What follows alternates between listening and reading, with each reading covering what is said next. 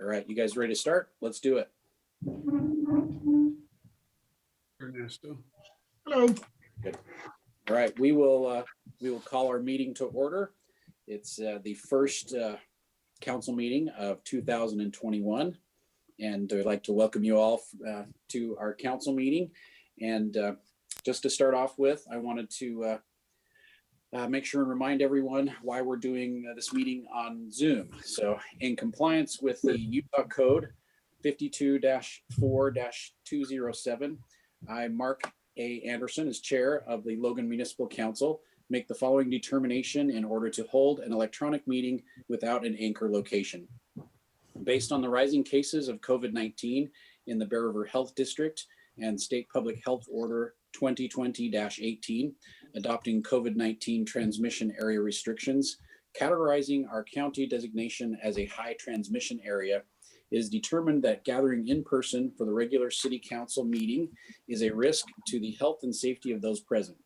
According to corona.utah.gov, people at higher risk for severe illness include older adults, people of all ages with certain underlying medical conditions, and pregnant people might also be at increased risk of severe illness from COVID-19. Long-standing systemic health and social inequities, have put many people from racial and ethnic minority groups at increased risk of getting sick and dying from COVID-19. Given that members of the council and community who are required to be in attendance or may choose to attend have these risk factors, a virtual meeting without an anchor location will be held via Zoom. Logan Municipal Council meetings are televised live as a public service on Channel 17, also on the City of Logan Facebook page at www.facebook.com/City of Logan. And we are no longer streaming on KSL. So that's just an item to note. To listen to the meeting, please phone call at 1-669-900-9128. And thank you all for attending, and appreciate you being here. It's exciting to be here for the first meeting of 2021. To start off with, Director Jordan Mathis from the Bear River Health Department is going to conduct our opening ceremonies. Jordan, thank you for joining with us. Thanks. I'm trying to get make sure, let me see, right here. There we go. Should be able to see me now, I think. Yes, we've got you. Well, thanks for having me here. Am I able to share my screen at all? You should You be can able, let him. yeah, you should be able to share your screen. Let me, Jeff, can you help with that? As long as no one else is, if he's a panelist, he should be Yeah. able to. okay. Oh, these new computers, I always have to do something. I got a new computer, obviously, and have to set up all the settings that usually are set up. Hold on.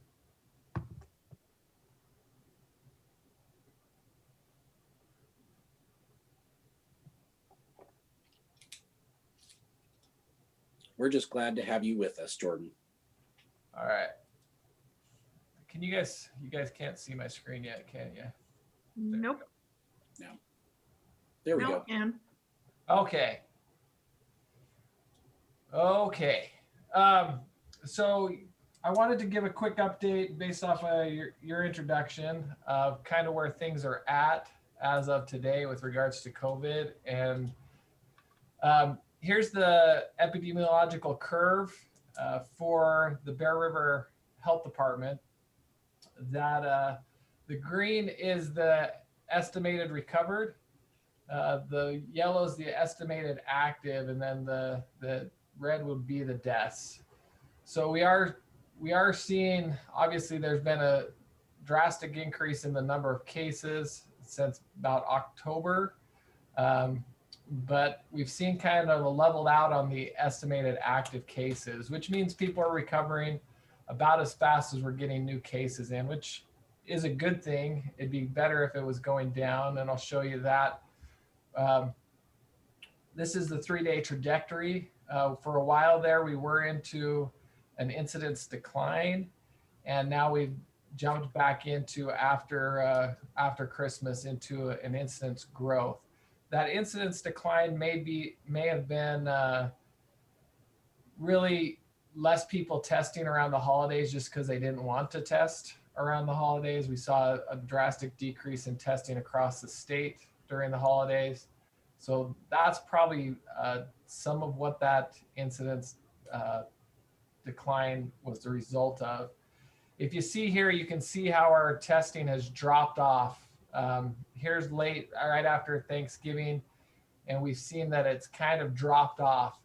But this is an important indicator. This is the percent positivity, and it continues to increase, which means we know that we have the disease at a high level in our community. So that's concerning. It's higher than the state average, which is just over 20%. Here's the Bear River hospitalizations. We're averaging in a 14-day period, almost 3 hospitalizations per day. So that's concerning for us. But it was back here, we were at 4 days right here and right here. So things are going in a pretty good direction. Is that 3 new hospitalizations per day? Yes. Okay. Those are new admits All right. from COVID. And then you can see the total number of hospitalizations, patients currently hospitalized with COVID. Under investigation is 6. Those with confirmed COVID is 20. Our capacity locally for ICU beds is at 64.3%. And then you have the non-ICU beds occupied, which about 30% of them are occupied with non-COVID individuals. So that's the hospitalizations. This was, I don't know if you guys follow this very closely. I think it's a really good indicator, the sewer numbers for Logan. In the past jurisdiction that I came from, I would monitor those very closely because when testing goes down, both this and the percent positivity give you a real good, people are always going to go to the bathroom. They may not go get tested, but they're always going to go to the bathroom. So it's an important indicator for us to kind of follow and watch. And you've seen, we have this elevated level, and we're just kind of staying at an elevated level. This is just for the Logan. Hiram is reporting a little bit higher than Logan's sewer district or sewer system is. And I don't know this. Can you guys tell me, does the Logan sewer system, do you guys have an agreement with others where you treat sewer from other municipalities as well that you're receiving? Other than Richmond and Hiram, we really treat wastewater for the entire county. Okay. All right. So that's that sewer system. And then the vaccine plan, I wanted to touch briefly on that. I just got a report that we've received 3,300 doses as of today. We've administered 2,095. We have the capacity over the next 3 days to do 2,200 more, but we only have 1,205 left. So that is, it's not a good thing. We actually have more resource to get vaccine in people's arm than we actually have supply to do so.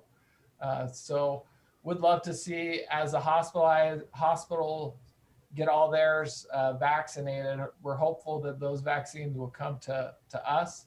Right now, the priority population, long-term care facilities, those aren't being done by the health department. They're under a federal contract with national pharmacies, Walgreens, CVS, and community nursing services.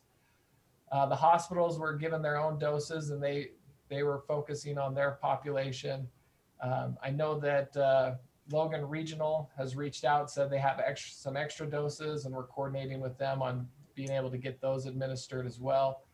And then what we're really focused on right now is non-hospital healthcare workers, all of our dentists, doctors that aren't associated with the hospital, even veterinarians, chiropractors, anyone that has person-to-person contact. That also includes our EMS, EMTs, and then first responders.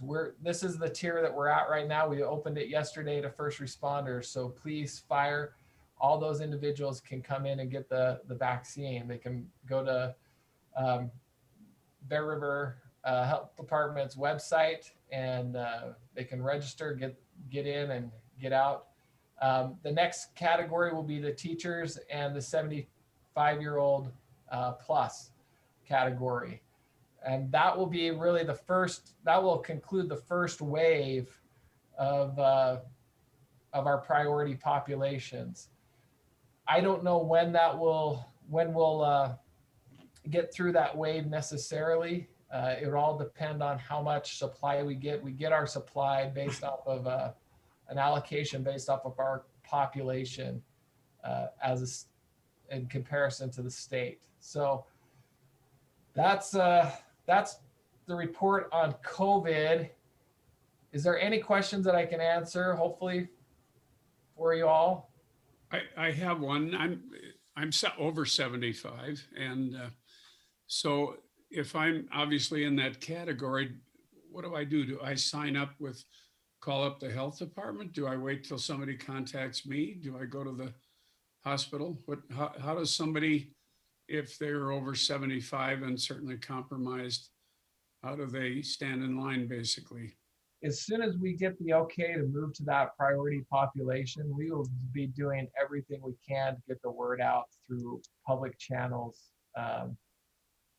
We will be doing press releases, trying to get these populations in to make sure that they're aware of it. So we will do a blitz to the community, letting individuals know when they can come. With regards to the schools, we just had a meeting with the superintendents today to kind of prioritize within the teachers, because unfortunately we're going to get less vaccine than we have number of teachers who want it. So we're going to prioritize by age and the teacher population as well, and roll it out that way. So they're getting us numbers on different staff that are in different age brackets, so we can kind of plan on our end. And then we have five sites set up between the three counties for us to distribute those to teachers. But we will make sure, do our very best to get the word out once it gets more open to a general population. I have another question. I understand that at least one of these vaccines, you have to take a second dose. Is that within a certain period of time? And are you planning and allocating the vaccines to have enough for that second dose? Yes. So we've already, I think if it's not this week, next week we're going to start getting the second dose for the first doses that we've given out. And so we have to allocate those. Both Pfizer and Moderna require 2 doses. Pfizer is a 21-day separation, and Moderna, which is what we've been receiving, is a 28-day separation. So we will then be turning around and getting, it's going to be a little bit more complicated as we move forward, because as we get doses, we'll have the second doses plus additional first doses that we're going to be administering. So it's good that we have a little bit more capacity right now than what we're seeing as far as demand, because in about another week or so, we're going to be doing second doses and first doses. So we should be seeing quite a few people coming through our clinics. When do you anticipate getting more doses in? And then follow-up question, what about the Oxford vaccine? Have you heard any rumblings on whether that might be approved in the United States as well? We get doses every week. So that's it, and it just fluctuates based off of what the production is. So the way that it trickles down is everything's done on a population base from the federal level down. So the state gets a certain amount by population, then they split it up by the local jurisdictions by population as well. So if they produce more, we get a little bit more. And so we really only hear what we're going to get is today Tuesday? We'll hear for sure, like final numbers probably tomorrow on what we'll get for next week. And then to be honest, in my whole transition, I haven't kept up on the Oxford vaccine, so I can't really speak to it. Could I ask one question? I assume you're not getting every resident of long care facilities and every hospital worker at the same time. So how does it work when you've got, long-term care people as they float down the priority chain? Do they have to wait for the next, or do they just fill in wherever? No, they'd be able to basically get back in line. You're basically saying if they weren't there and available to get it, can they get it, or do they have to wait again? Is that what you're asking? Yeah, like, if you've got 200 doses and you have 200 first responders ready to get their shots, and then you've got all of a sudden 50 long-term care people that come and say, oh, by the way, we want it. So do Jeannie, they- just like the long-term care is all being managed through Walgreens. It's not through the health department. So Oh, all the okay. long-term care facilities have gotten on a schedule, and doses are arriving at those facilities. So Okay. that's a separate process than what the health department is doing. And so is the Just so you know. hospital, correct? Yeah, Yeah, the hospital's it's doing the separate too. same. And Yeah. so, Yeah, so I'll get my shot on Friday. That's when we're scheduling them at Sunshine Terrace for residents and staff. did that answer your question? Sort of, but that's fine. So question, Sure. on your priority populations for teachers, does that include, of course, university professors, faculty, and or as well preschools that may not be part of the public schools? Right now, my understanding, and I'll double check on it in my call tomorrow, and I can get back to you, but right now, my understanding is that the focus is on K through 12. Any other questions for Director Mathis? No? Director Mathis, thank you so much for your time and your expertise and for all you do at Bear River Health to keep us informed of what's going on. And it's very exciting to see what's happening in our community with the vaccines. Exciting to see some decreases, but let's hope they continue and people will hang in there for a little bit longer. Maybe we can get things under control and do a little bit better than what we're doing so far. Yes, I agree. This is a light at the end of a long tunnel for many people in our community. So I'm excited, and me and my family are excited to transition to being here in the Valley. All right. Just can one more quick question. Jeannie, did you have one? No, I was just gonna say, we've received at least one email in the last week asking us not to mandate vaccinations for anyone. And I think it's important for us to say out loud that we don't mandate vaccinations for anyone. That's not part of our role. Good point. Good point. And Director Mathis, your forecast for this summer for vaccines, how quickly do you think we'll be able to have vaccines available for anyone in our population that would like to be vaccinated? I'm hopeful the demand or that the supply will continue and actually grow. If I were to say I had a crystal ball, I'd hope that maybe by the end of April we'll be opening to general public and be working through that population. Okay. That's me being hopeful. I know I'm on a public record right now, but that's just my wild guess. Sure. That's very exciting. It's not as far away as you think. So that's great. And that's the beginning of the general population. When do you believe that we'd have whatever 80, 85, 90% of the population vaccinated? I'm not sure ever. I What I'm saying is some people won't want to, obviously, But of those that want to, will that be by June 1st or May 15th or? I'm hopeful that we'll be able to get there very quickly. We could get our population done very quickly if we had obviously the vaccine, but we have a whole world waiting on this vaccine. So I'm hopeful that we'll be able to get through and have most of the people that want the vaccine have it in their arm. And so the other thing to remember is we're looking 2 weeks past the second dose is when you're considered fully potentially immune, right? Up to that 94, 95% that these two vaccines seem to be offering. And so you're looking at 2 weeks past about a 5-week period from the first time that you get your vaccine is when you're actually immune. That's good. So it's a little ways out before we're completely out of the woods and we have the level of immunity that helps us to feel comfortable. But the other thing to remember is that once we get these priority populations that are most likely going to have the severest disease, then we're going to see the deaths decline. We're going to see hospitalizations decline.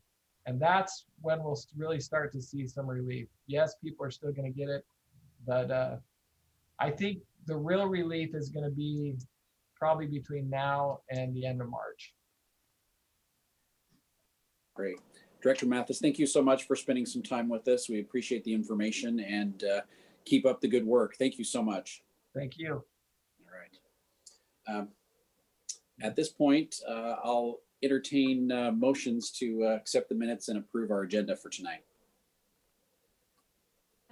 I would move to accept the agenda and the minutes for tonight. We do have one item on our minutes that we need to correct. There's a council member's name missing for a second. So I think Teresa's going to have to listen to the recording to verify that. But sounds good. Is there a second? I'll second that. It's been moved and seconded. All in favor, say aye. Aye. Any opposed? Motion passes. All right, thank you. Our 2021 regular meeting schedule will be the first and third Tuesdays at 5:30 p.m. And our next meeting will be January 19th of 2021. And it will also be a Zoom meeting as well too. So plan ahead for that. Questions and comments for right now are suspended until we can once again meet in person. In the meantime, please email your comments or questions to teresa.harris@loganutah.org. We will distribute them to the mayor and the council members. She has been very prompt in getting those out to us. So Teresa, thank you so much for sharing that information with us quickly. And we are trying to take care of those questions as quickly as they come in. So thanks to everyone who participates with that. So Mayor Daines, would you like to share the board appointment with us? Yes, I have two quick items. The first is the board appointment, and you should have received the resume on Monday for Eric Elison, who lives in the Wilson neighborhood area. He has volunteered to join the Parks and Recreation Board, and I think some of you may know him. I think he'll be an excellent addition to that board. So I'd like to have a ratification from the council for that appointment, and then we'll move on. I'll turn the time for item B to Chief Jensen and Shelley Peterson for an award. But again, if the council is willing, a ratification on the board appointment. I would move ratification. I know Eric very well and made a recommendation, and I think he'll serve the city very well. So I move acceptance. Thanks, Tom. Any second? I'll second that. Wonderful. It's been moved and seconded. All in favor of ratifying our new board appointment, say aye. Aye. Aye. Any opposed? Ratification has been approved, Mayor. Thank you. Thank you. We'll get the meeting information to him. All right, very good. Let's see, Shelley Peterson, our 911 Communications Director, if you would walk us through the award for the Safety Communication Officers. Thanks for joining us, Shelley. Thank you. And for those of you I haven't met, I look forward to meeting you in person, hopefully. So thank you for giving us a few minutes tonight to highlight this award. Let me give you a little bit of background. The Association of Public Safety Communications Officers is a national organization. It represents over 28,000 dispatch professionals, and it's commonly referred to as APCO for short. So the state of Utah does have its own local chapter, and they each year award agencies and individuals within our state for various accomplishments throughout the year.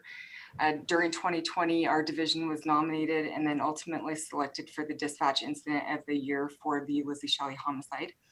I'm very proud of the dedication and hard work, the long hours, and really a valiant effort that were made by the employees of my division during this really difficult case. So I did want to specifically recognize the 4 dispatchers that were on duty when the 911 call came in after Lizzie was found missing. McKenna Bear, Laura Tarbett, Brittany Perkins, and Bridget Alvarez immediately set into motion the foundation of what became a really large-scale incident, especially for our area. And it was a heartbreaking ordeal for our entire community.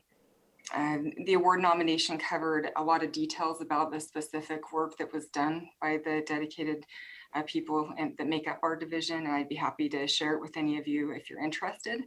But for tonight, we just want to really thank you for allowing us to give some well-deserved public recognition for the behind-the-scenes efforts that went on. Excellent. That's impressive. Thank you. Very good.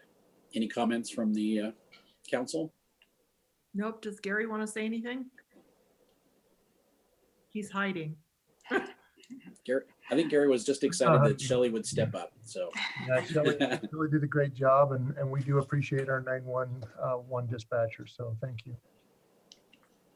Thanks for all you do, Shelley, year round, not just in those really hard situations, but from lost dogs to, you know, I know you guys get a million calls, so thank you so much. Thank you. Appreciate that. absolutely. Thank you for all that you do. It's a thankless job sometimes. So thank you so much. Couldn't do it without you. So, all right. Moving on.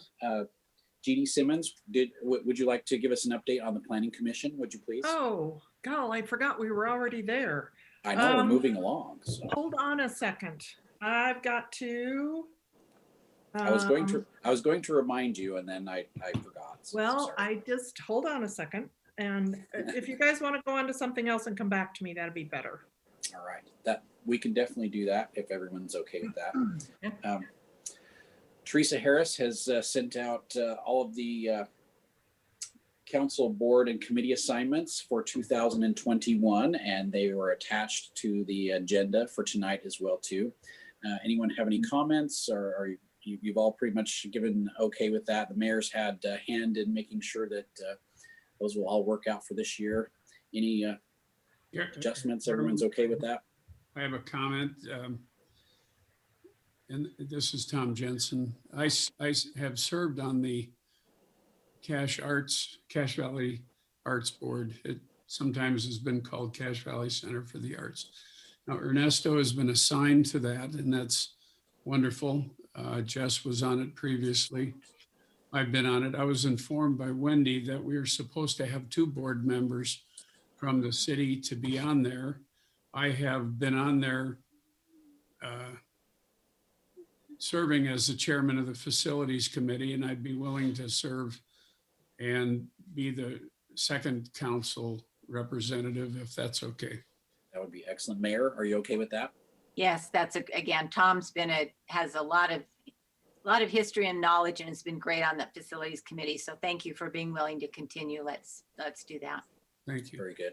Yeah, Teresa, would you add Tom to that for our second, and then make note of that we need to have 2 for the future so we don't miss it again. Yes, And I will do that. thank you so much. All right, Tom, thank you for your willingness to serve. I actually attended the homeless meeting today. They had their first one. They notified me because they saw it in the minutes. So Very nice. I will look forward to bringing some information back about that in the future. That sounds great. Thank you so much, Amy. Exciting to have a new committee to be a part of. So I reviewed my minutes so that Very good. I can remember from what happened. Russ was kind enough to send them to me saying, Thank you, you probably Jeannie. don't remember. One thing that is has been a long-term issue that has been resolved is the Foothill Lofts subdivision, and that subdivision was approved. They changed some things around and were able to fit in the number of lots that they felt were important. And they also had the correct number of entrances and exits, and it was approved. Could you give the location on that again, Jeannie? That is the subdivision that is directly east of the student housing off of 12th East in the old gravel pit. Oh, okay, all right. Up on the Easternmost beach. portion of All the right. old gravel pit. Yeah, we discussed that one last year, so. Yes, and it's And been many years denied 3 or 4 times, and so this was, he finally got it in a way that was, the planning commission felt was a good mix of, you know, a good design that met all the standards.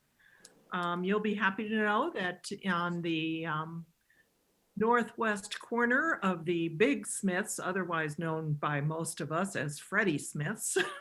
Formerly Fred's. They are constructing a fuel center. So there will be gasoline available on that corner. They did not have any problems with that. I mean, it met all the standards. And Planning Commission will be reviewing a new request by the AOK RV Park for a change in time limit ordinance at the end of February. So. Okay. Something to look forward to. All right. Yeah. Thank you so. Yeah. Thank you so much. Are they tying that, Jeannie, with also the rezone to rec, or is this just the ordinance for? Well, they don't want to rezone it if they can't get extended time. Okay. And what I've heard, the extended time, yeah, we will talk about it once it comes back through Planning Commission. There's a request now for 90 days that can be renewed indefinitely. So that's what I understand anyway. And that will go through Planning Commission first before it comes to us. Yes, it will. Okay. And you said end of February. End of February is when it's scheduled to go before Planning Commission, yes. Very good. Thank you so much for that report. All right, let's move on to our action items. If I didn't, Mark, excuse me, but Yeah, go ahead, Tom. I should have added a report. I was just making a correction on the assignments basically, but with regard to the Cache Valley Center for the Arts, they'll be having a board meeting coming up this week, or at least there's going to be a facilities committee coming up this week. One thing I talked to Wendy about, obviously we've gone through difficult times with regard to performing arts. And I asked her financially how they're doing, and she says, I think we can carry it through the spring. Now that, that's a difficult thing to hear, although they're probably healthier than a lot of other performing arts centers, but it shows that we need to pay attention. We do have an investment there. And hopefully we can start filling the seats again with people and to make it viable. There are people that I don't think we're going to go under, but I do think we need to be cognizant of the situations. There are a few fix-ups. There's some furniture that's being, I think, earmarked to be established in places where it's needed up on the entrance to the ballroom up in the Bullen Center, and also changing some flooring over in the mansion. I think that's with earmarked money. So that's a report. Thanks for bringing that up, Tom. And sounds like according to Director Mathis, that might be maybe in May or June, we could have theaters running again. So hopefully in time for our summer season. Yeah, that would be wonderful. I think it's up to the confidence of people going into groups again. Yeah, absolutely. Okay, let's move on to our action item.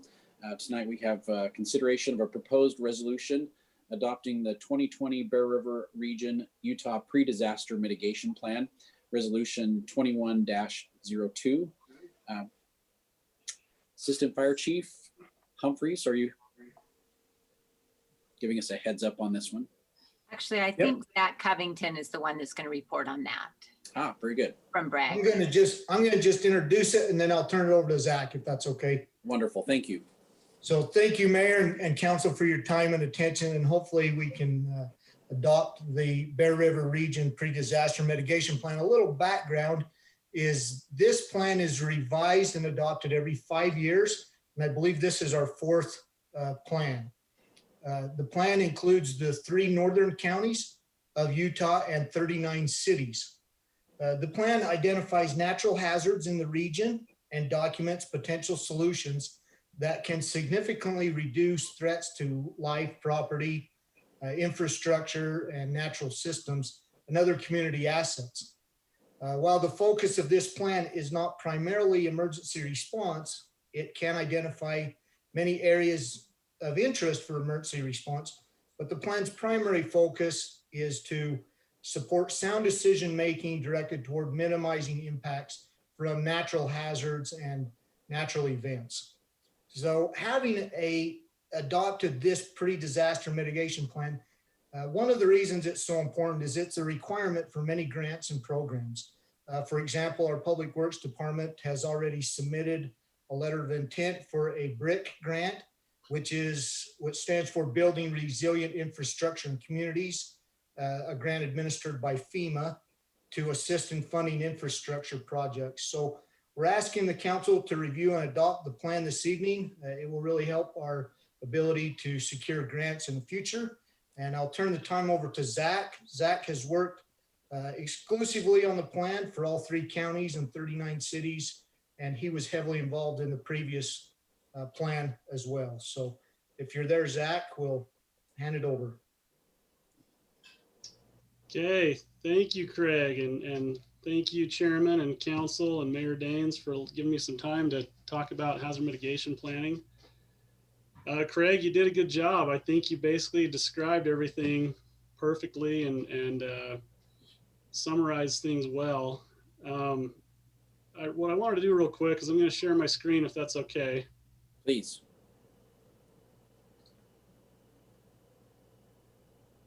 Let's see here.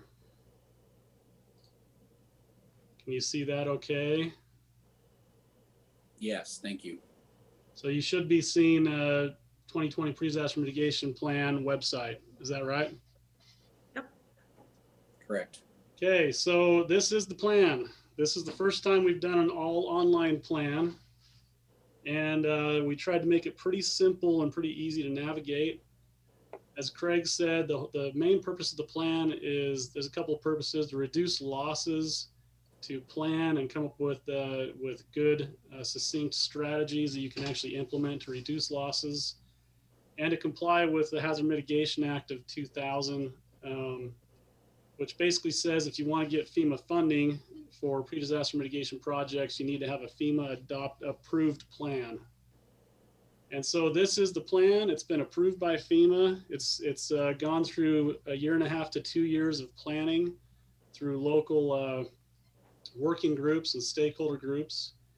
We've had public comment on the plan. So everything's ready to go. Now it's just time to adopt it.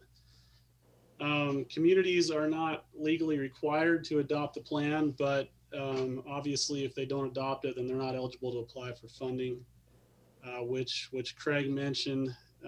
Logan City has applied already, put a letter of intent in and applied for funds. So basically I want to just run through this really quick with you. I know you're short on time, but I just want to run through these tabs. You can look through plan and purpose, get some details on that a little bit. These are all the participating jurisdictions, 42 jurisdictions in our area, tri-county area. I won't go through all the details. Again, you can look through this as much as you'd like. Some of this stuff, like the planning process, it'll put you to sleep at night a little bit. If you're tired, this is a good thing to read, but it documents everything that we had to do to comply with the FEMA requirements. A couple of the more interesting tabs is this hazard maps and risks tab. And this is where you can go into your community. You can zoom in on this thing. I'm just going to show you real quick. And you can click this layer list on, and you can start turning layers on and off. So these are your earthquake faults, your 1,000-foot buffer on earthquake faults. The brown that I just put in there is landslide areas, landslide risk. If we go further west here and we turn on liquefaction, you can see where the liquefaction risk is down on the south end of Logan. This time around, Same as flood, Zach, is liquefaction. Can't say it. Liquefaction flood risk, or liquefaction is when during an earthquake, saturated soils basically become fluid and kind of like jelly, and they actually allow building foundations and things to twist and turn and crack. And so there's been a lot of damage in other parts of the world from liquefaction during earthquakes. Japan, different parts of Japan, Anchorage, Alaska in the 60s had a really severe earthquake where liquefaction pretty much turned homes on their side and you know, displaced parts of Main Street by 6, 8, 10 feet. So it's pretty substantial. This data in particular, the liquefaction risk data is pretty coarse. It's not very detailed. It's kind of old data, but it basically shows that in the lower elevation areas of the county, a lot of these basin areas where there's ancient Lake Bonneville sediments, that liquefaction risk is there, and it can damage a lot of structures. So Zach, could I ask a question? Yeah. Where there's a high risk, or at least high severity with a risk, such as the liquefaction or an earth, slide zone, have we incorporated those into building reviews so that if somebody were to build or plan to build a property, it's just like putting it on a flood zone, that they either have to buy additional insurance or they're forbidden to build in that area? I mean, how does this impact our building plan? Yeah, that's a great question. So every community does that obviously on their own city or county level with local ordinances. What I've been told from Russ and Mike, your great planners that were pretty involved in this process, is that you already have some pretty good ordinances that start requiring geotechnical studies in some of these risk areas. And I don't honestly know how extensive they are at this point, but there is a new model ordinance that the Utah Geological Survey just created with Morgan County last year, and it's available for anybody to utilize. And it basically covers every geologic hazard you can think of in the state of Utah. And it basically says that whenever you want to build, you basically have to do a geotechnical study to determine local conditions for geologic hazards. So is it a landslide? Is this line that's delineated as a fault, is it really a fault? They got to dig, these test pits, right? And they have to find out if there's really a fault. If there is, then they require mitigation of some kind. The ordinance requires a third-party review of those geotechnical studies, so that you can't have an engineer that kind of tweaks it this way or that way. Not that they usually want to ethically. Most of the time they're very good, but it requires that third-party verification. So it's worth looking at, and I think it's always worth looking at some of these model ordinances to see if there's any ways to improve, I think. This is good to have. I just I'm reminded some of my neighbors were told a year or two ago that they were in a flood zone. They didn't know that beforehand, but they're in a flood zone. And so they needed to either get insurance or some other type of thing. Yeah, and flooding's tough because I'm going to show you this really quick. If I go down to the Logan River kind of corridor up by the mouth of the canyon, the FEMA 100-year floodplain is only one level of risk, right? It's only one way to delineate the flood plain. Oftentimes, people think the 100-year floodplain is once every 100 years. That's not true. It's 1% chance of flooding every year, and you can have a 100-year flood 5 years in a row, or you could have a 500-year flood, 2 years in a row. So I'll show you the 100-year floodplain. You can see how small that is. Here's First Dam where my cursor is. And this blue is the 100-year floodplain. We put a couple different flood risk layers that we kind of utilize just to show where more risk could be. So I've heard from the state that 70 to 80% of damages from floods in the state of Utah occur outside of the 100-year floodplain. So just because we're in the 100-year floodplain doesn't mean that's where the only place we'll receive damage, right? So that's a soils layer. You can see how much larger that flood risk area is in the island in that area. And then we also added a Utah State University valley bottom delineation. And all of those combined, I think, paint a much larger picture, a comprehensive picture of potential risk. This doesn't mean that every one of these homes is going to flood by any means.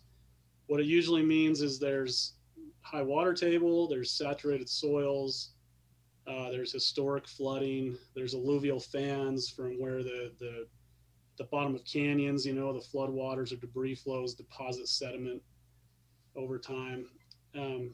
So we just wanted to provide this to the communities. The more data, the better, right? Just to kind of help them understand risk. It's a great report. Thanks. I hope it's useful. And you can get on here. Your staff can get on here. You can zoom in and out of any place you want within our region and turn these layers on and off, and it's kind of a good tool. Another really quick map that I wanted to show you is this is historic hazard events mapping and data. And it doesn't include everything. Not everything has been mapped, of course. But I just want to show you. Let's see, we'll go to Logan. These little points are avalanches, historic avalanches from 2010 to 2020. And then they're actually divided out by type. What triggered it? So all the reds are natural. Dark blues are unknown. Light blues are skiers. Snowmobiles are kind of a medium blue, it looks like. So anyway, avalanches. We even have hailstorms, severe hailstorms. We have those purple lines are high wind paths. And I'm going to zoom out a little bit to show you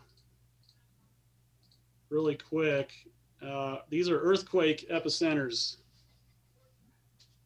So we never think that we have earthquakes, but we have a lot. This is known history, right? Recorded history, 1850 to 2016. Wow. Kind of gives you an idea of what, when we talk about the big one coming, there's a lot of data to support that, right? We have a lot of little earthquakes all the time. This is wildfire points, 92 to 2015.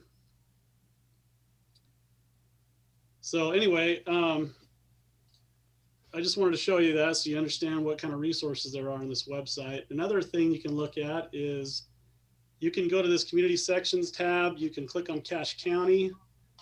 Here's Logan City.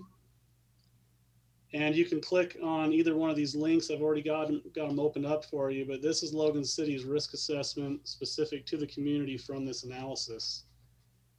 So this table right here, and you can kind of get lost in the weeds on this a little bit, but we basically quantified all potential losses from various natural hazards to things like homes, commercial businesses, library, churches, schools, post office, town hall, parks, trails, golf course, fire station, oil and gas wells, transmission lines, transportation resources. So you can kind of go through and it's not perfect. It's the best we could do, but it provides a snapshot of potential risk.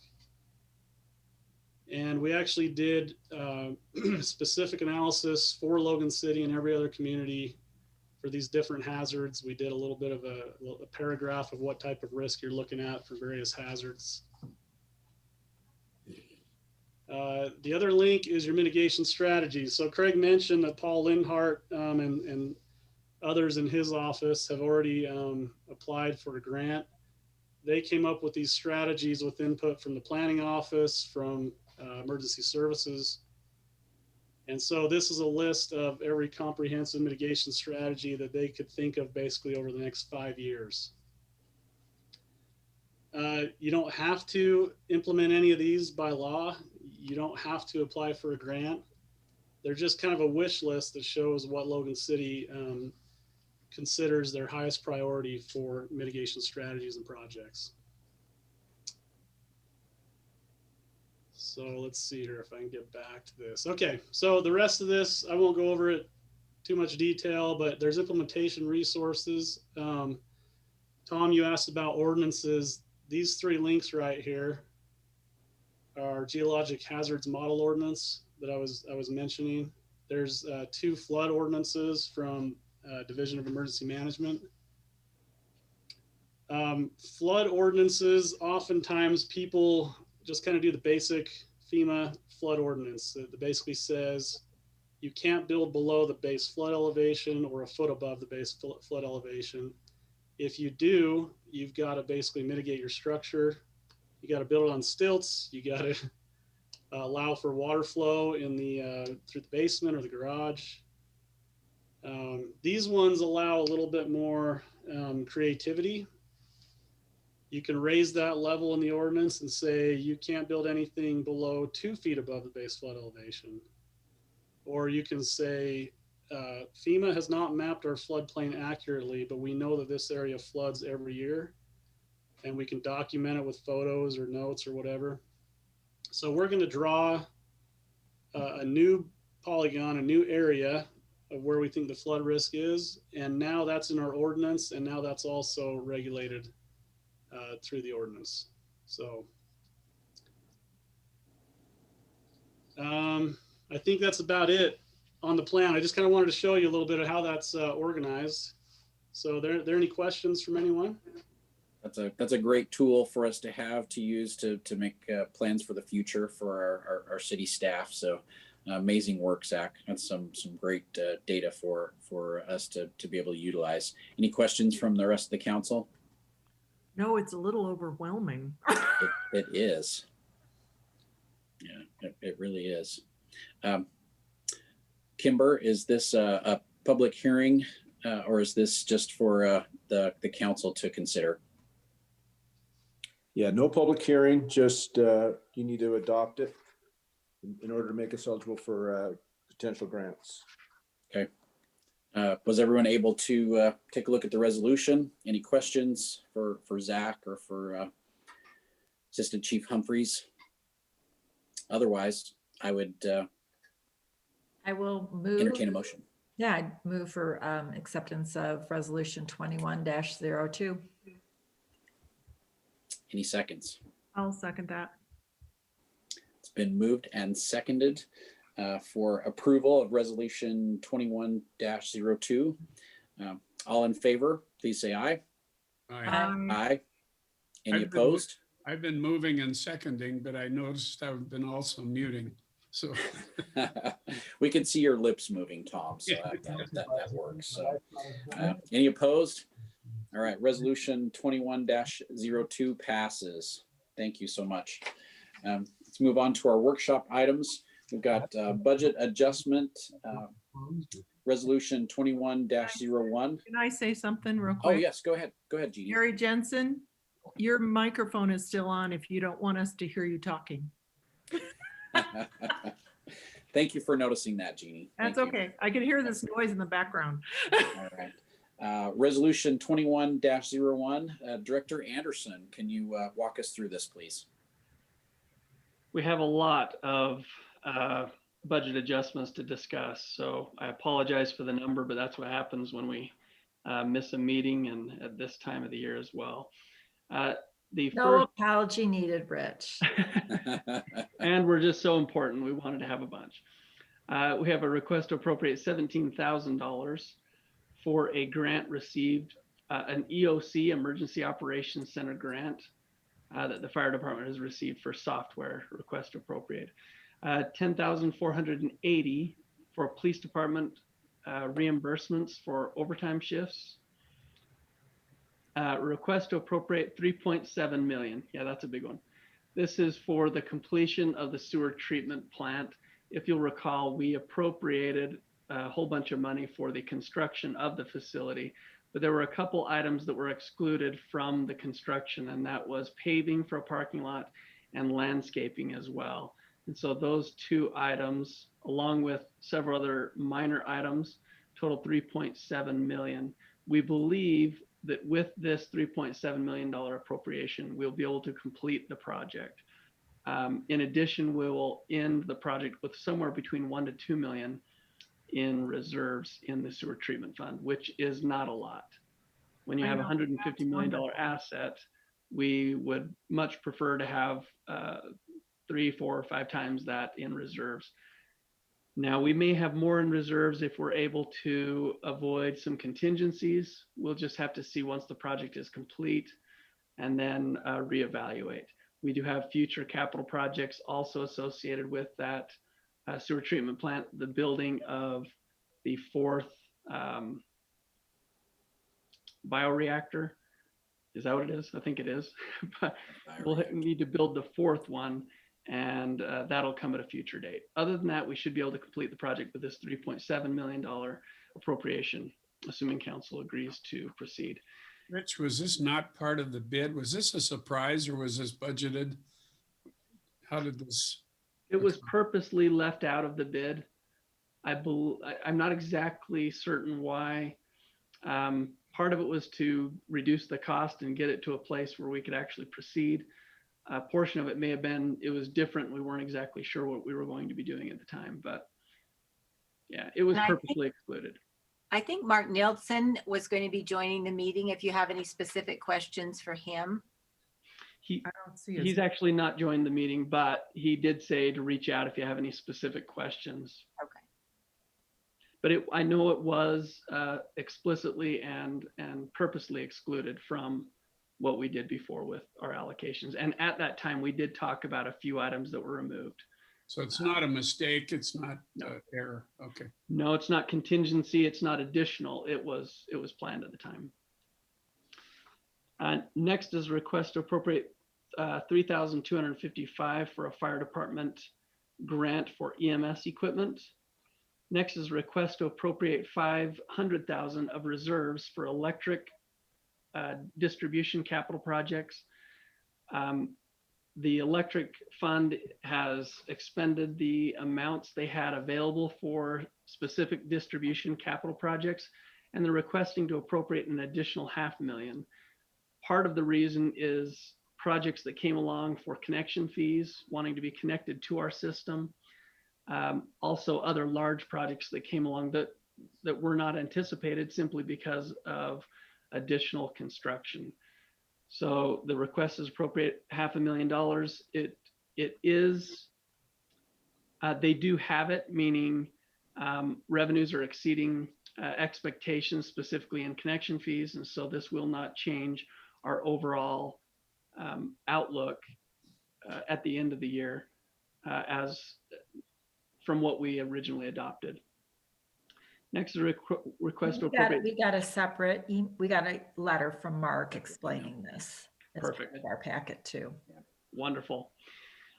Next is a request to appropriate $67,208 for state alcohol enforcement funds.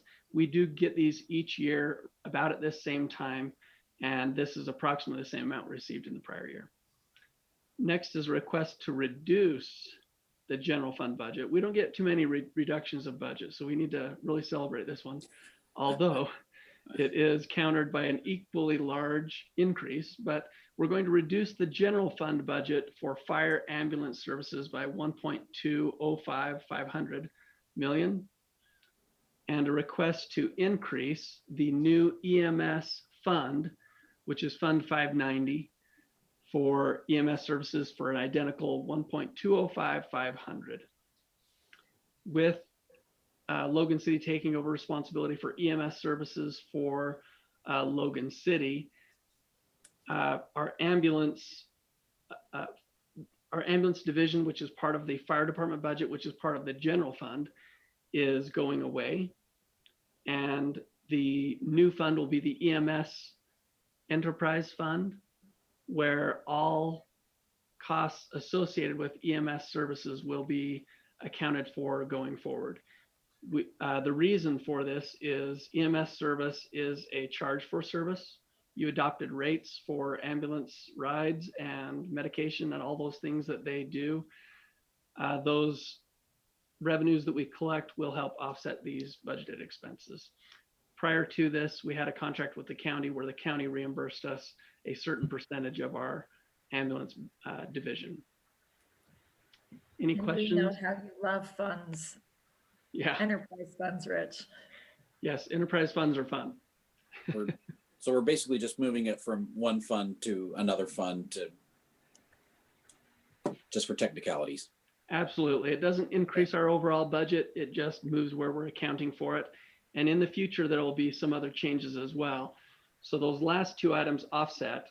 Now we'll talk about, and we did these purposely separate, a request to appropriate $326,642 for additional ambulance billing expenses that will incur because we're now our own fund. We're now doing our own ambulance billing. We have to pay for the software to have that service done. We also have to pay a certain agency to carry out those billings and administer that fund, along with other costs that are required of us.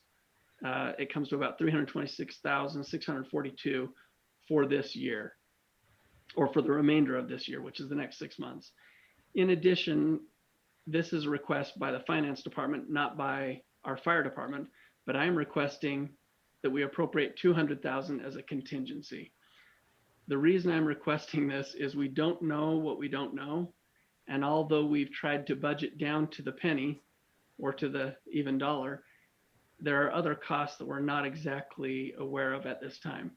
Consistent with all of our other funds where we do have contingency budgeted, if we do turn to this contingency with any significant amount, I will make sure the council is aware.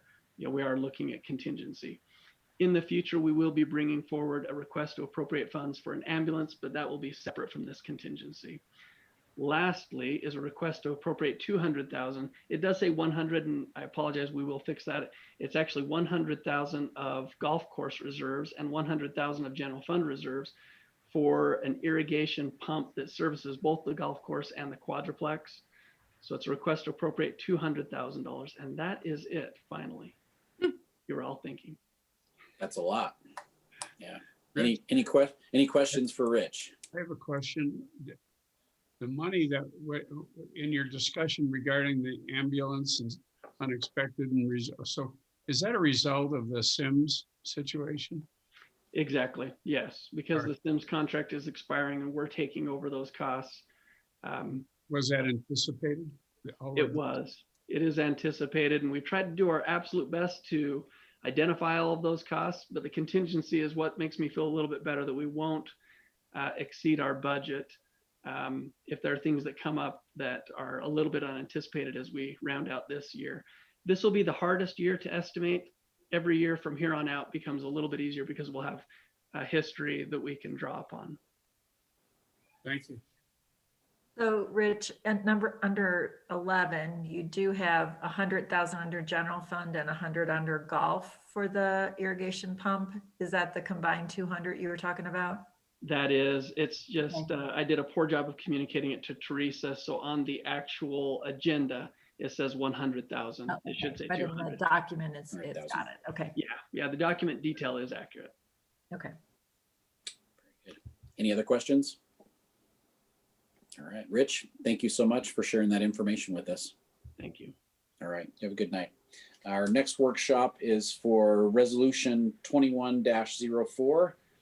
Paul Lindhart, Public Works Director. Can you walk us through that, please, Paul?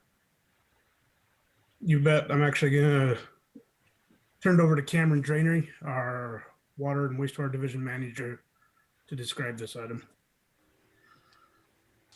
Okay, yes, Paul usually likes to hog the spotlight, so tonight I'm going to claim it. Okay, so back in 2018, we conducted our last cost of service study for our water utilities for the city. And as a result of that, resolution 18-04 was passed, modifying our utility rates for the drinking water system. It was an immediate 35% increase in water utilities with a 3% annual increase after that for a total of 5 years. At the time, and that was citywide. At the time, we intended to apply that same rate adjustment to Utah State University. However, they had some concerns that whereas they are a wholesale purchaser of the water, in fact, they are our only wholesale customer, that this rate adjustment might not be applied the same way to them. And we certainly respected their concerns. And so we agreed to hire a third-party consultant, Tom Gould with HDR. It was a split cost to conduct the study, 50-50 with USU and Logan. Tom Gould has previous experience with both Logan City and USU in doing utility rate work. So he's trusted by both parties. We expected this cost of service study effectively, specifically for USU, to be relatively quick and simple.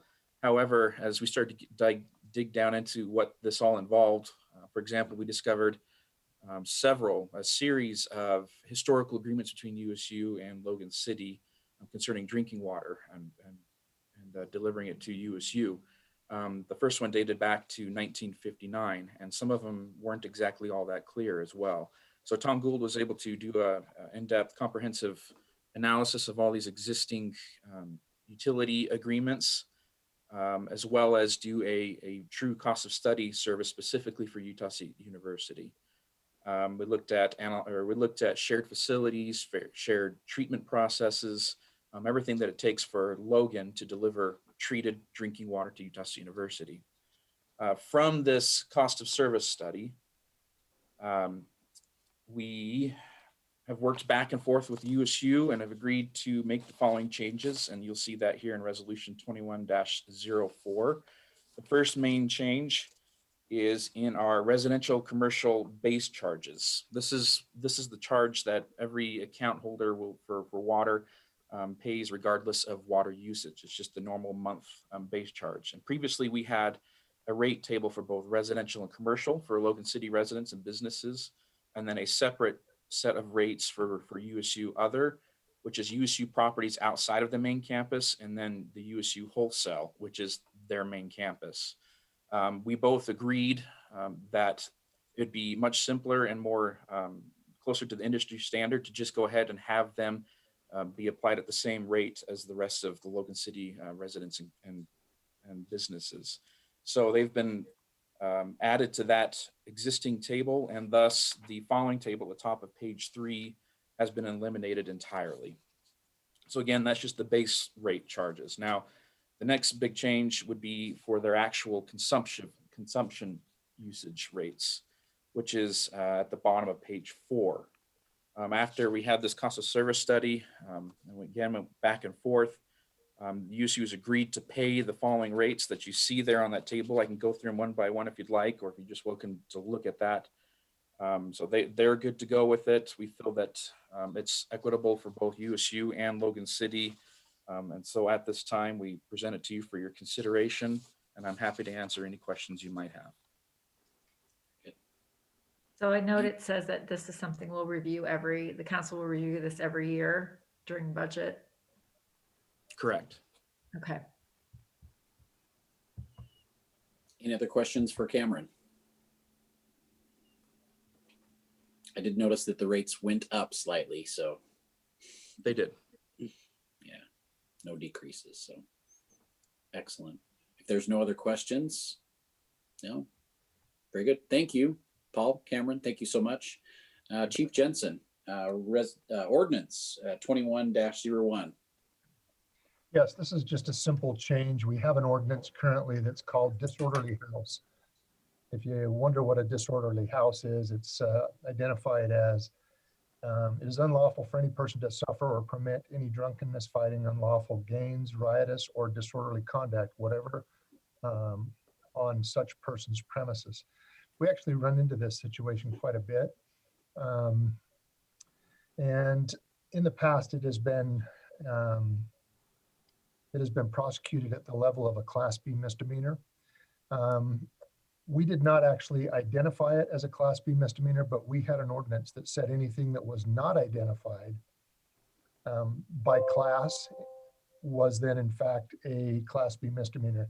The state came in behind us and basically said, if a city has not classified a criminal event as a Class B, Class A, Class C infraction, it will be an infraction. So all that we're doing now is actually naming it a Class B, which is what we intend it to be, because the state came in and said, if you haven't actually put it as a Class B, then it'll be charged as an infraction. And we'd like this to remain a Class B because it is a problem that we run into frequently.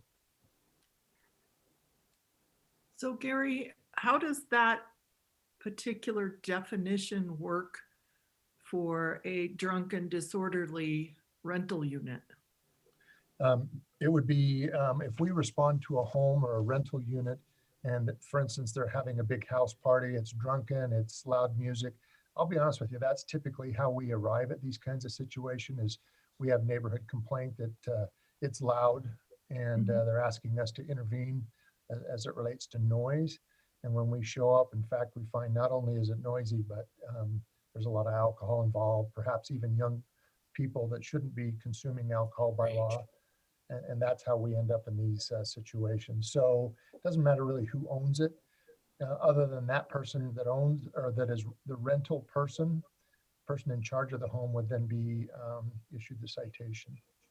Okay, so there's no liability from the actual owner of the property. Well, it depends. I mean, if the owner is the offending person or the person that's supporting the disorderly nature of the house, then yes. But typically, it's a renter. In your analogy, that would receive the ticket. Okay, thank you. Any other questions for Chief Jensen? Looks like just kind of a housekeeping type adjustment to this ordinance, correct? Okay. Gary, could I ask one more question? You said that we have sort of a blanket ordinance that says if it isn't specifically stated, it's this. Do we have to go through and change all of them? Well, some of them, I'll be honest with you, it doesn't really matter if they're infractions, but we'll keep an eye on it. If there's other things that need to be brought before the council and changed to, for instance, a Class B or a Class C, we'll do that as needed. Okay, thank you. Thank you. Kind of on a case-by-case basis. Yeah, okay, very good. Thank you, Chief Jensen. All right, that's all of our workshops for tonight. Any council members have anything else we need to add for tonight? I'm seeing lots of head shakings, so very good, very good. I'm sorry to not have my peanut can tonight, Amy, to hit the gavel, but we're just taking it easy on you, Mark. I didn't pack it in my suitcase with me, so yeah. So if there's no other considerations, we will adjourn our city council meeting for tonight. Yes, go ahead, Tom. Yeah. Yeah. I can't see if I've muted or not. I guess I'm not. I just want to say there's two comments. I was driving along Riverside Drive today, and I saw an elderly gentleman walking along that trail As you know, we built a trail. Somebody built a nice trail. And it turns out it was Russ Felstead. He's our former mayor here. He's 90 years old. He's almost blind. And that's the highlight of his day, is to walk along that trail and to hear the water and to see it, even in the winter time. So kudos to, I think the mayor had something to do with it, the Parks Department, to get that trail put in and the guardrail so that a person like Russ Akina and other people, of course, can enjoy that. And I just noticed that today. Yeah. But the other note I wanted to make is, I'll start with an analogy, is that a rope that's 20 feet long is no good if it's cut in the middle, as we know. And the analogy is sidewalks. I went along 6th East today, and I see people trying to walk along the sidewalks, and 2 or 3 properties are nicely cleaned off, and then there's 3 or 4 that are just horrible. And I'm just wondering, either mayor or the chief or whoever, is there something we can't do to enforce this better? Because it doesn't do a whole lot of good to shovel sidewalks at the end of the block if they can't connect to others. I mean, we need to do probably a little more enforcement on that, or public information. If you'll shoot me an email of the location that we need to check out, we will send our enforcement team out. Again, it's just really hard for us to know all of these areas with some, without a report. So please let us know, and we do have a mechanism to take care of that.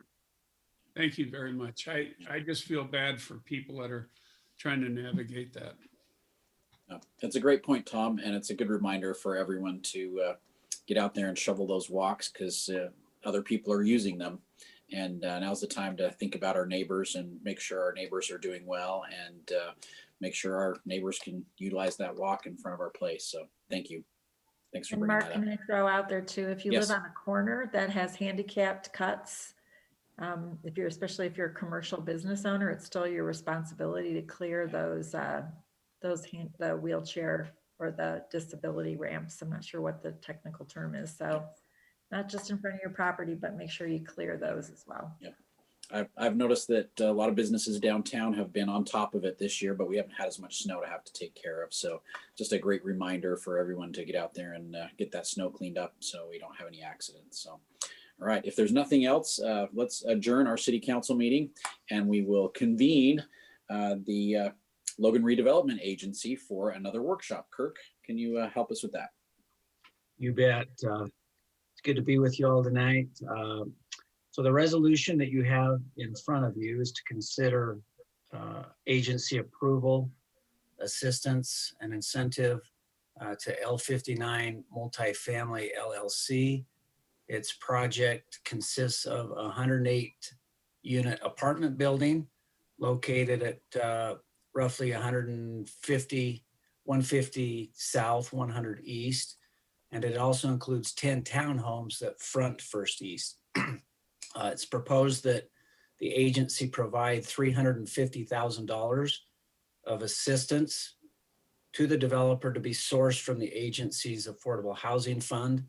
If you'll remember, about a year and a half ago, the agency entered into a development agreement with a different entity, Abodo Development, and its sister entity, DC1 LLC. That was Trent Cragen's entity that he was involved with. The project stalled, but is now back on track. There's with a different ownership group, which is L59 Multifamily LLC. They've made some minor modifications to the project. Those have been approved by Community Development. The Economic Development Committee has reviewed this, and they are recommending approval of that $350,000 to come from the affordable housing. So tonight, we've got one of the principals from L59 Multifamily LLC. Skylar Jenks is with us. He should be online, and he has a presentation. He'll provide an overview of the project and then answer any questions, or I can, that you might have. Great, thank you. Skylar, welcome. Thank you. Sorry, I had to unmute there. Yeah, I appreciate it, Kirk, for the time. I'll go ahead and share my screen here to bring up the presentation. I'm assuming that most of you are pretty familiar with this project. Let's see. You've just reduced the size, is my understanding, isn't it? Or the height, both? I believe it's been reduced a little bit. I personally wasn't involved in that reduction. But I believe it was originally approved at 120 units, if I'm not mistaken. Kirk could probably clarify that. That's right, Tom. I can, after Skylar's presentation, if you'd like, or now, I could kind of just summarize some of the, more significant changes.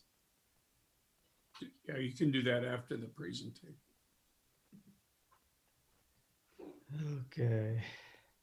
I have my file up, but I can't find how to Share. share. Do you have that, Kirk? Can you share that too? Yeah, let me try that, Skylar. Let's see here. Let's see.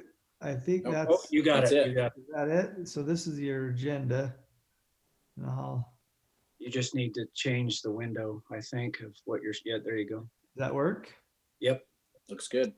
All right. And like I said, I think most of you are fairly familiar with the project, so I'll try to keep some of the details to a minimum, and then afterwards you're more than welcome to ask any questions that you have. Once again, like Kirk explained, it is going to be 108 units on the multifamily on the complex, and then we'll have the 10 townhomes on 100 East. And I can share these slides with you a little bit, after the fact, or Kirk can email them to everyone. But that way it will, I guess, give you a little more in depth if you need that. So I'll try to, quickly overview the project. So the original request was for 500,000. The Economic Development Committee is recommended 350,000. So our demolition costs we're estimating about $435,000 to get all those buildings sort of cleaned up, ready to go, everything filled and whatnot in that area along 100 East. It's all blighted. We are also have an agreement to purchase part of the Garf Gardens Park that's on the south side of that drive aisle that goes into the Olson Hogan building to help with our project for $185,000. So that's sort of why we asked for 500,000 in the very beginning. But we do believe that the RDA money is essential for this project. It's very important. Construction costs, demolition costs are very expensive, especially right now. And so any little bit of funding will definitely help fast track this project and get it moving forward. The site plan is like Kirk said, and this sort of gives you an idea of how it's going to be laid out. But on the left side of your screen, you'll see that's Main Street, and on the right side of the screen, that's 100 East, and that gives you the detail or how those townhomes and how the apartment building will be laid out. It will be a 4-story apartment building. The townhomes will be 3 stories. Here's a nice little rendering of 100 East. I believe it's gonna be a beautiful project. It's really gonna look nice, and I think everyone in that area is gonna really enjoy the redevelopment of this area. This is sort of an upper overview of the project. Once again, I think it's going to be really nice. The one thing that we did adjust, and we discussed this in the Economic Development Committee meeting, was we added a 3rd story, master bedroom, because part of what I believe the city wanted is to have some usable outdoor space.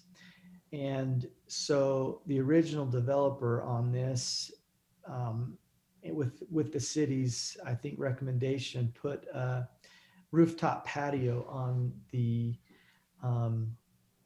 on top of the townhomes so that people could congregate or have some usable outdoor space. And the way it was designed, I thought was really difficult to really have it be usable.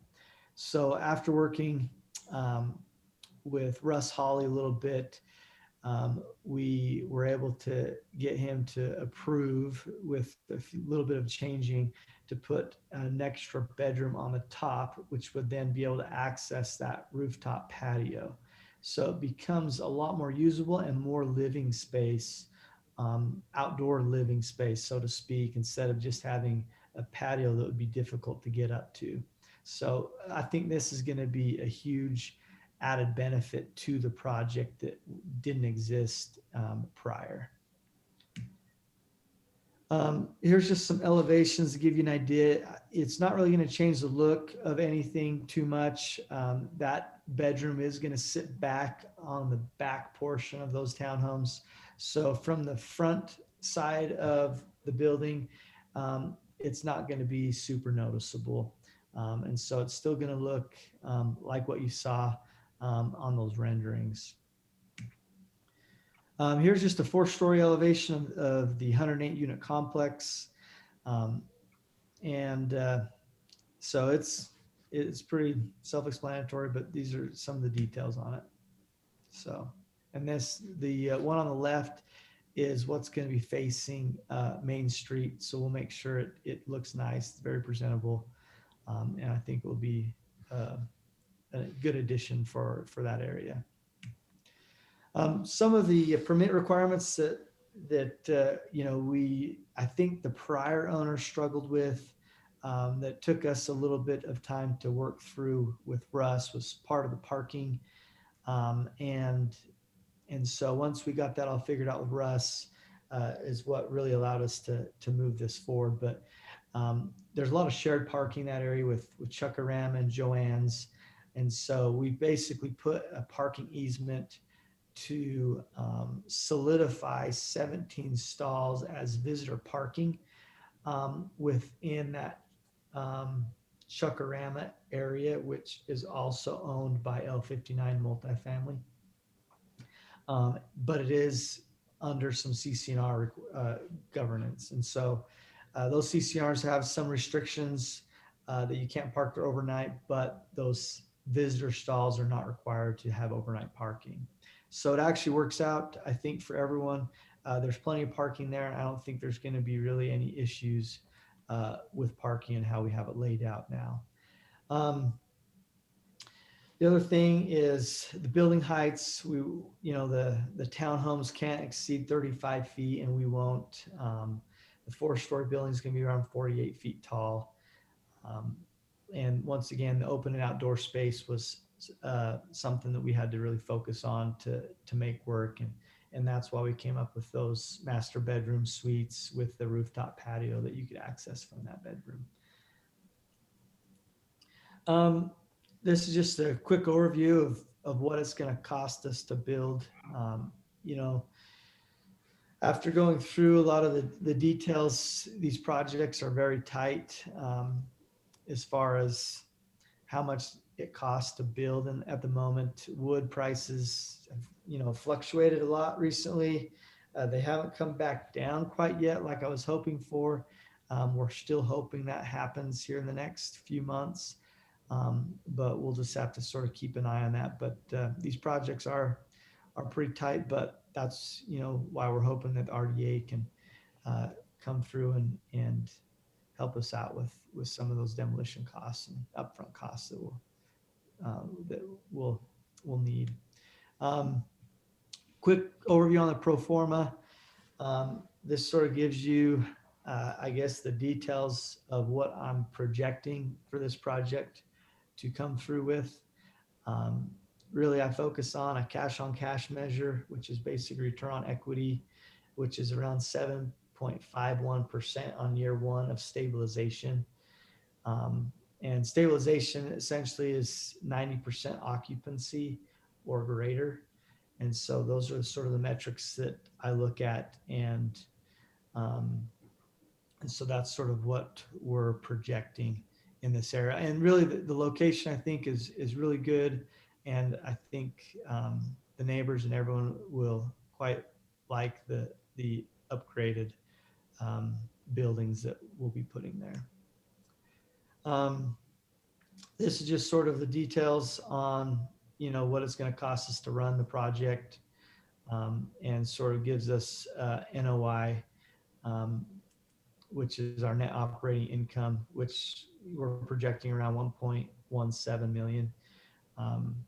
Looking at, how that's going to value right at or above what it's going to cost us. So that's why it's pretty nip and tuck with how what it's going to cost and what it's going to be worth at the end of building the project. Let's see here. Same, this is just more financial details, gives us an IRR, but a lot of times I like to do projects anywhere from 18 to 20% IRR. This one's probably right around 14%. So I'm a few percentages on the low end, but we still feel like it's a viable project. But like I said, it is pretty tight. The legal entity is L59 Multifamily LLC. It is in an opportunity zone, which essentially gives investors that have capital gains money that they could basically deploy into an opportunity zone. And there's a lot of, tax benefits for those type of individuals. And so we're currently raising money, hoping that, everything will go well on that. The current principals are myself, Jay Jenks, Kelly Harmon, and Ryan Reeves will be the ones developing it and getting it to the end stage. Quick appendix is just the amenities. I know there's a few that wanted to look at what we're going to have for amenities. We will have like a dog park. We'll have an outdoor gathering area, picnic tables, barbecue grills. We'll also have like a mail package room. A big thing that I'm interested in, especially through the last 10 months, is common workspace meeting rooms. I think that's going to be a necessity moving forward. And then we'll also have a fitness room along with that. And then just some history about us, between, the principals, we've developed over 2,000 multifamily units all over, a lot here in Utah, Logan. We did the Deer Creek Apartments in Providence, Logan Landing, Aspen Court, Brentwood Student Housing up at Utah State, Smithfield Station and Smithfield. We've done a bunch in Rexburg, Idaho, and Nevada. So, we have the history and the track record of doing these type of projects. Anyways, is there any questions? Will you be retaining ownership of this particular property over the long term? We will, yes.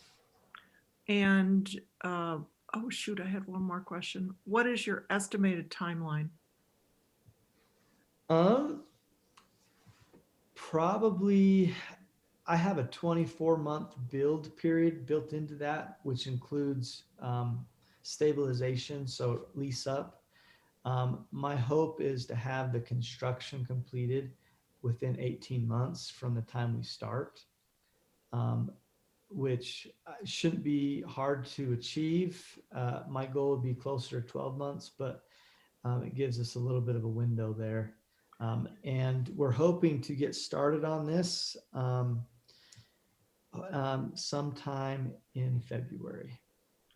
And you are building the townhomes first? Correct. We will be building the townhomes first that are on the north end of the project. So there are 2 sets of townhome buildings. That set will be the first building that will go up.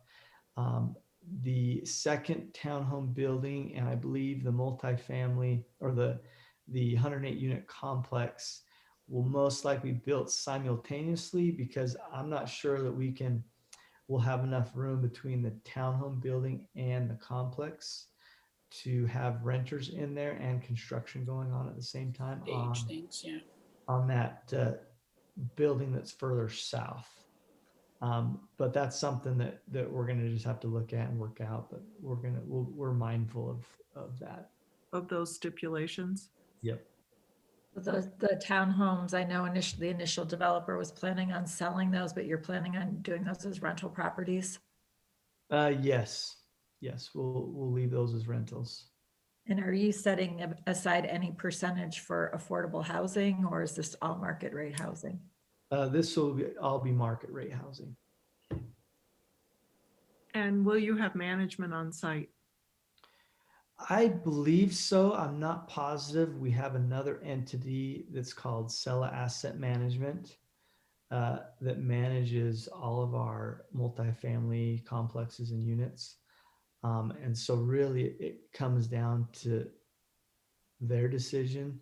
But a lot of times they have on-site management that sort of helps take care of the property. Thank you. I have a question. First, a comment is that on-site management would be very important to me. And I think the neighbors, this project was contentious to begin with. I think we've worked through most of the bugs. I do like the design, the layout, what's happening. But I think on-site management, as Jeannie had asked about, is very important, at least to me. The second question is, you show 4 different materials on your elevations and renderings. Can you give a better understanding of what those materials are? Off the top of my head, no, but I can definitely go back to the elevation page here. So I think from what I understand, and I wasn't involved with the meetings in the very beginning. You go to the townhome renderings, that might be good.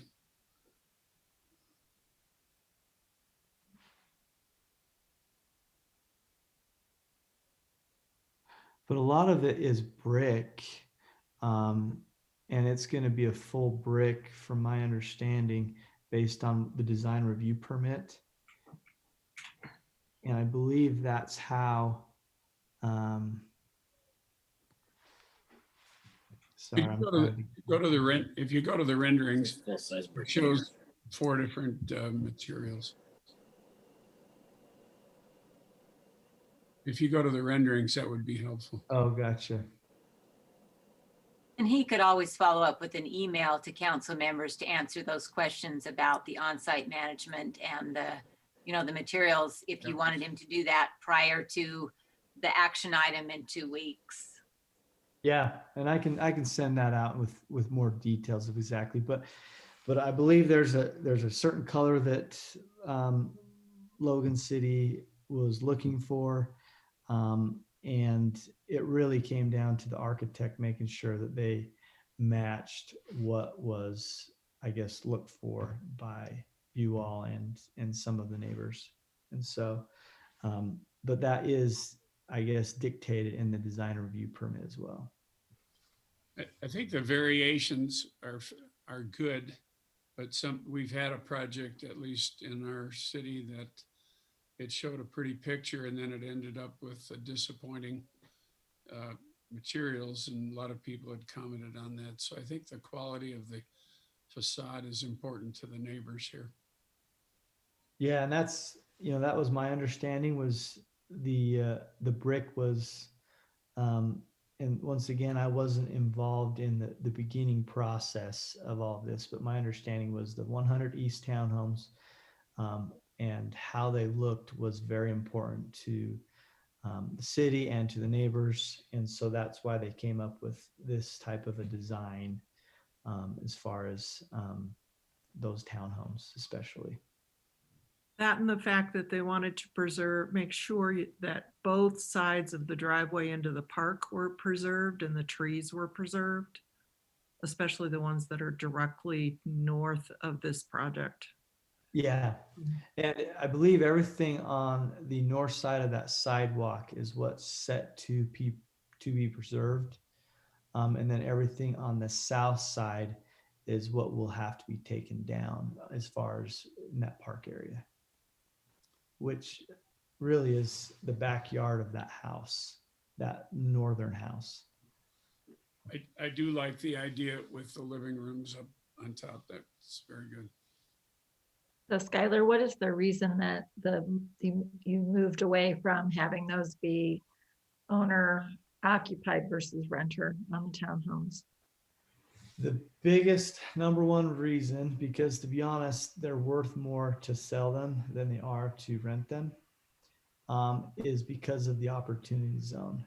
And so we're able to raise money in a much, I guess, easier fashion for this project due to that opportunity zone.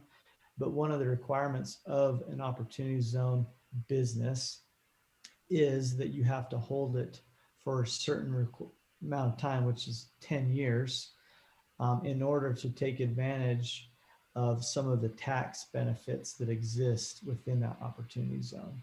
And so a lot of the investors that we look for and that we have in a lot of our projects like that type of opportunity. And so they require us to, I guess, hang on to the asset until that 10 years is up. And then after that, obviously, you know, you can sell it or you can keep it, you can do whatever, but that 10 years is really important because of the tax benefits. So Skylar, does it make any difference with respect to the opportunity zone that the townhomes are actually a separate parcel that has a separate zoning?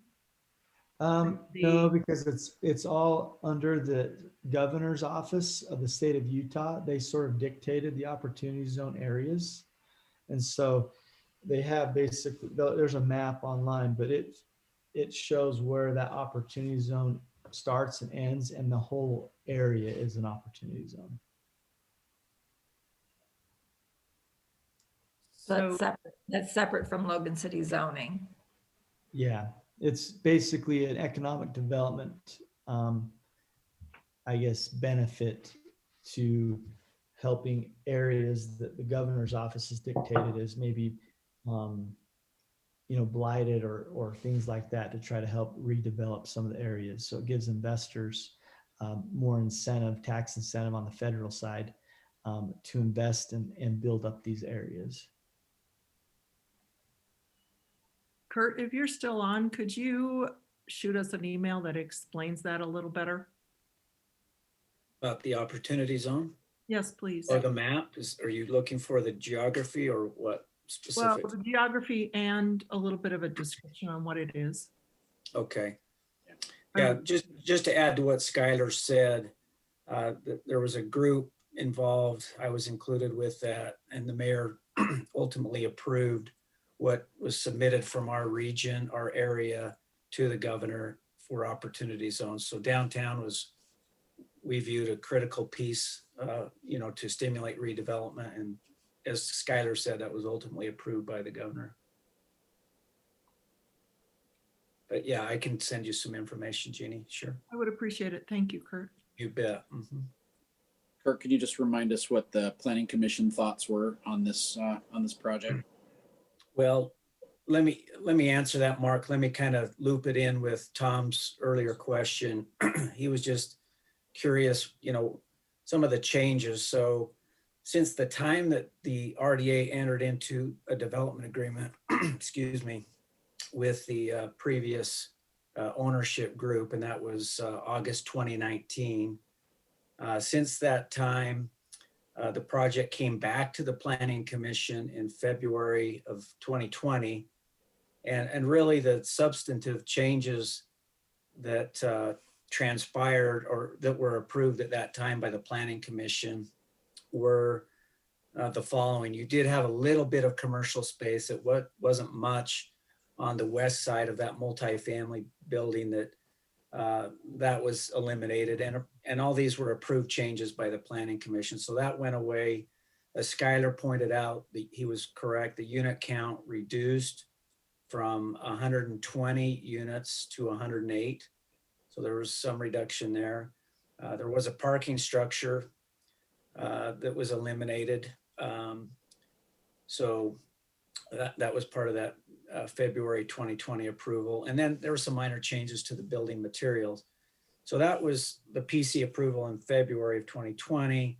Since that time, Skylar's made some minor tweaks. The most notable is what I consider to be a nice enhancement is with that third story there, taking what, was just patio space now to also having that third floor of living area in addition to the patio. So I think that's a great amenity that he's added there.